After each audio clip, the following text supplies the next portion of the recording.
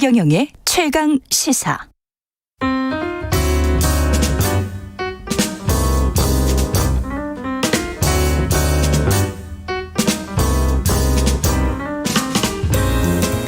네, 더 나은 미래를 위해 오늘의 정책을 고민합니다. 김기식의 정책 이야기 식센스, 김기식 더 미래연구소 소장 나와 계십니다. 안녕하십니까? 예, 안녕하세요.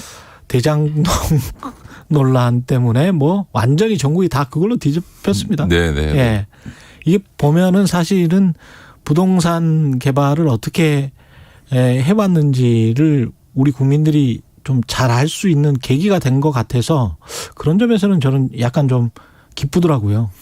예, 이제 이런 부동산 개발 사업에 있어서의 어떻든 우리 사회의 오랜 관행을 끊고 제도 개혁을 할 수 있는 아주 호기를 맞은 거죠. 저같이 정책하는 사람 입장에서는 보면 아주 제대로 개혁할 수 있는 계기가 만들어냈다 이렇게 볼 수 있는 거죠. 야, 이렇게 해왔어? 뭐 이렇게 느끼셨을 거예요. 문제가 뭐라고 보셨습니까?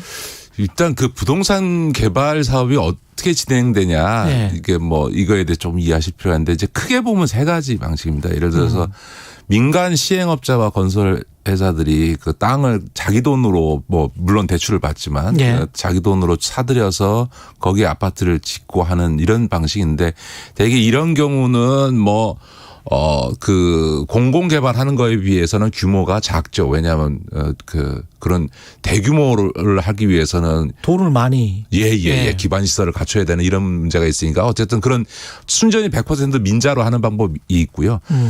또 하나는 방법은 LH가 그러니까 국가인 중앙정부가 나와서 LH가 아예 택지를 수용해서 전체적으로 개발을 진행하는 이런 방식이 있고요. 또 하나는 이 두 가지가 믹스돼서 주로 이제 기초자치단체에서 이루어지는 건데 이제 민간 자본과 이 공공개발이 결합된 민간 합동개발 방식 이 세 가지가 크게 줄기로 있는데 이 세 가지 안에도 그 개발 방식은 너무나 다양해서 뭐 일일이 다 설명드리기 어려워진다. 뭐 굉장히 다양한 방식들이 쓰여지고 있는 이게 거죠. 민간 합동개발은 저도 알아보니까 2015년이 거의 처음이었다고 하더라고요. 성남시가. 예, 그게 왜 그러냐면 이제 LH가 그 공공개발을 할 때는 LH가 자체로 자금을 다 조달합니다. 우리 청취자들께서도 청약 그 통장 만들어서 이제 돈 내지 않습니까? 그렇죠. 그런 돈이 쌓여 있는 기금들을 LH공사가 그 돈으로 이제 청약 받겠다고 낸 돈을 그 돈을 갖고 아파트를 지어서 분양하는 거거든요. 그러니까 이제 그렇게 청약 자금 등에서 들어오는 돈 등으로 만들어진 기금하고 또 하나는 공사체를 발행한 돈 등 이런 것 등으로 LH공사는 자체로 자금을 조달해 가지고 택지를 수용하고 이 사업을 진행합니다. 일부 택지는 뭐 민간에 팔기도 하고 자기가 직접 개발하기도 한데.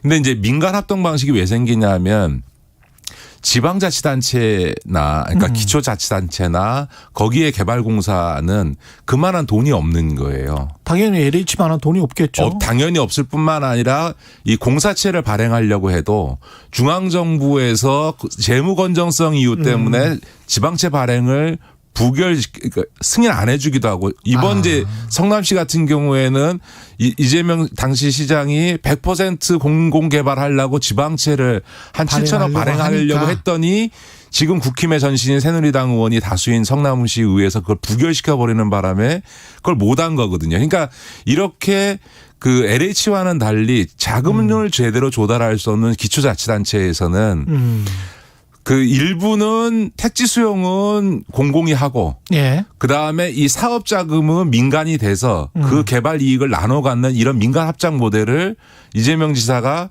이 기초자치단체에서 이게 그러니까 특히 성남 용인 이런 데가 이제 난개발로 아주 문제가 많으니까 이거를 극복하기 위한 제도 대안을 만들었고 그것이 이제 보편화되면서 지금은 자치단체 차원에서의 민간 합동개발 방식들이 아주 널리 사회에 활용되고 있는 거죠. 근데 그 2015년 그 시점에 어떻게 하다 보니까 공공이 수용을 하고 그래서 택지는 싸게 수용을 했고 200만 원 정도에 그리고 분양가 상한제는 민간 택지개발지구는 없어져 버렸단 말이죠. 완화됐죠. 그러다 보니까 이제 거액의 개발 이익이 들어오기 시작하게 되는 그런 시점에 딱 걸린 것 같습니다. 보니까. 이제 이게 이제 두 가지 점을 좀 나눠서 볼 필요가 있는데요. 예. 그러니까 이제 이런 민간 합동 개발 사업을 했을 때 그럼 이익 배분은 어떻게 하냐에서는 사후 두 가지 크게 보면 두 가지 방식이 있습니다. 그러니까 예를 들면 공공 입장에서 기초자치자 입장에서는 이익을 사전에 확보할 거냐 사후에 확보할 거냐를 가지고 따집니다. 예를 들어서 대장동 케이스에서는 우선주 방식을 취하거든요. 그러니까 그렇죠. 공공은 우선주를 취하고 저기 민간 쪽에서 금융기관들도 우선주를 취하고 시행사들은 보통주를 취하는 건데 예. 는 방식이 있습니다. 그거는 우선해서 뭐 사업이 어떻게 되든 간에 확실하게 내 이익을 먼저 할당받고. 챙기겠다라고 하는 건데 이런 경우에는 이제 사업에 리스크가 있다고 볼 경우에 이런 방식을 취하게 되고요. 근데 예를 들어서 똑같이 성남시에서 위례 신도시를 할 때는 예. 우선주 방식이 아니고 보통주 방식으로 들어갔습니다. 아. 이렇게 되면 뭐냐면 나중에 생겨난 이익을 그 지분율만큼 배당받는 방식으로 사후 배당을 받는 방식으로 선택을 하는 거죠. 근데 그거는 뭐가 유리하고 뭐가 불리하냐라고 판단할 수가 없습니다. 예를 들어서 그 시점에 그 사업의 성격을 봐야 되겠죠. 예. 아니요. 그게 아니라 예. 부동산 상황에 대해서 결정이 그러니까. 됩니다. 예를 예, 들어서 부동산 개발은 모두 다 성공하냐 그렇지 않습니다. 사실 제 아는 선배도 부동산 시행 사업을 해서 1세대인데요. 예.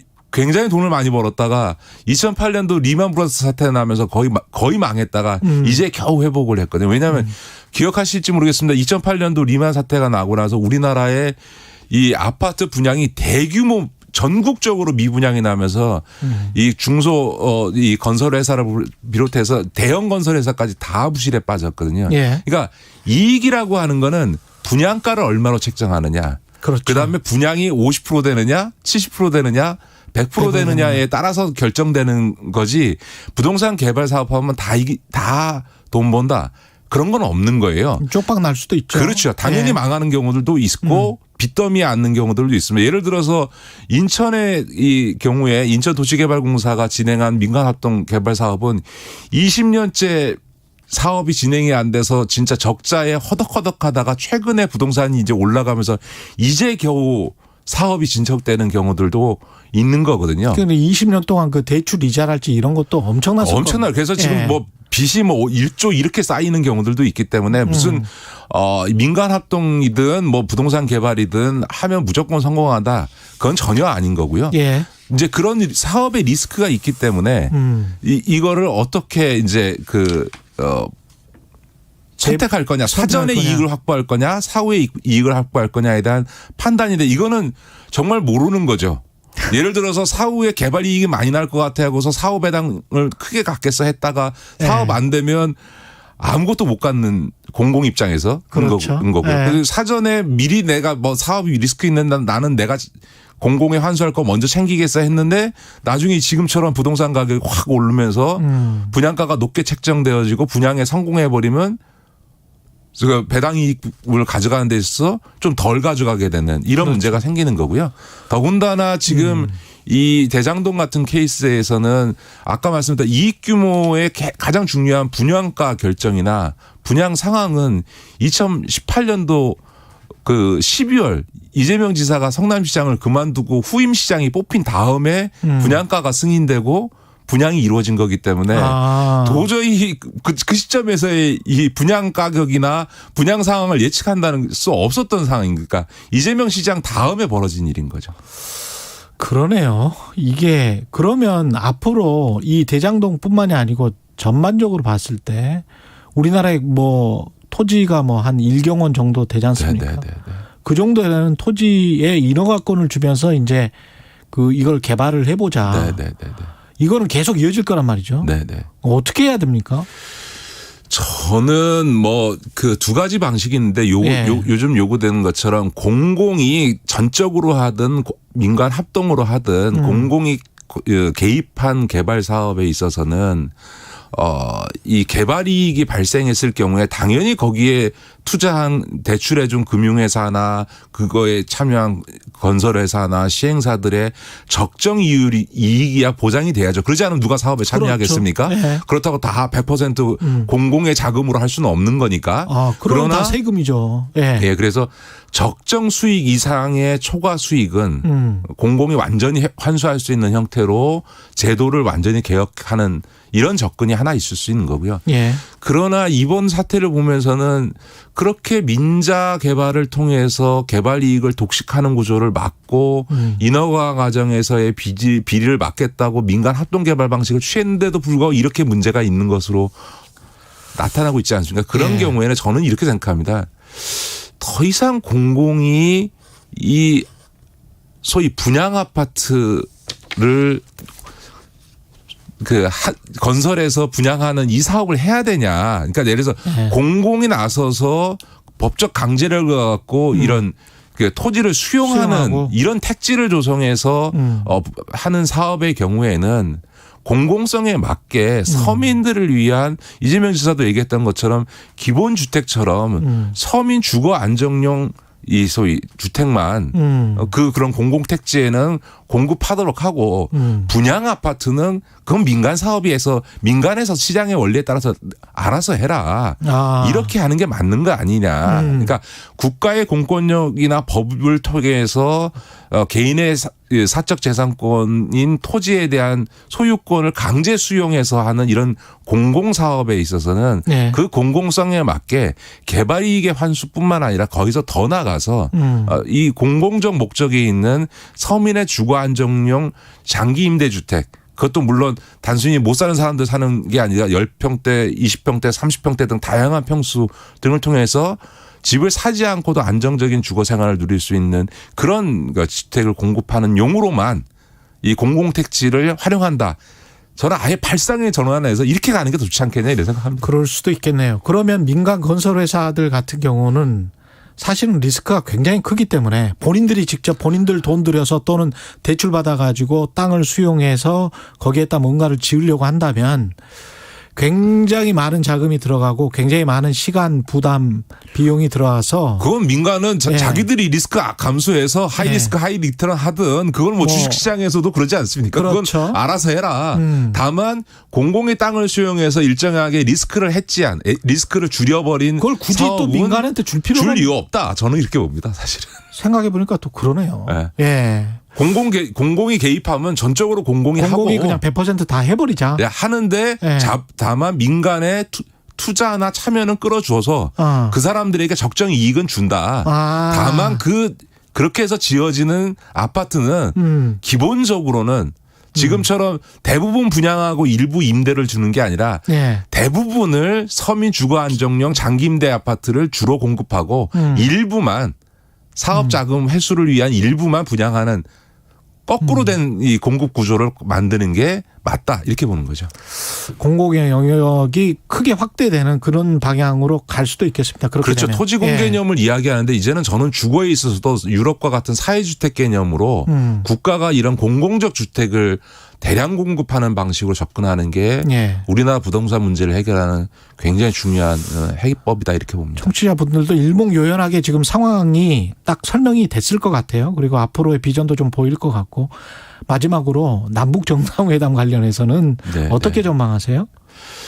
예, 저는 그건 아직 예측 불허라고 생각하는데요. 다만 청와대에서도 그런 입장인데 무리하게 추진할 이유는 전혀 없고요. 또 그런 입장이더라고요. 또 하나는 서로 개최된다 하더라도 종전선언과 같은 어떤 기존의 역대 정부가 일관되게 입장을 취해왔던 것들을 합의하거나 그와 같은 추진 로드맵을 합의하는 건 몰라도 무슨 새로운 경협이라든가 이런 것들을 논의해서 합의하는 거는 적절하지는 않겠죠. 왜냐하면 이행은 차기 정부가 해야 되는데 그 북한 입장에서 보면 사실은 거기는 영속되니까 정권 바뀌었다고 약속한 거 안 지키냐 이렇게 되고 새로운 정부는 자기는 약속하지 않은 걸 이행해야 되는 부담이 생기니까. 그러네요. 그러니까 기존에 논의되었고 정권을 넘어서서 일관됐던 부분들은 확인하고 그걸 구체화하는 로드맵은 임기 내 정상회담이 개최되더라도 전진시켜서 합의할 수 있는데 그 이외의 것들을 합의하는 거는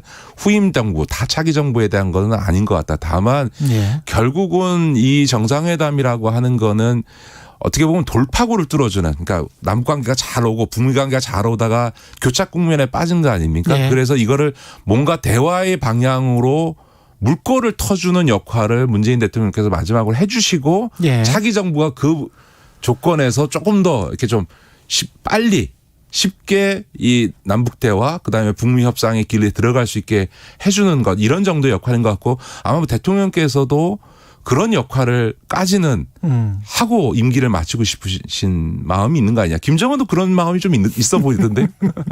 예, 김기식 더 미래연구소 소장이었습니다. 고맙습니다. 네, 고맙습니다. KBS 1라디오 최경영의 최강시사 듣고 계신 지금 시각 8시 45분입니다. 네, 현재 경부고속도로 서울 쪽입니다. 청주 휴게소 부근 3차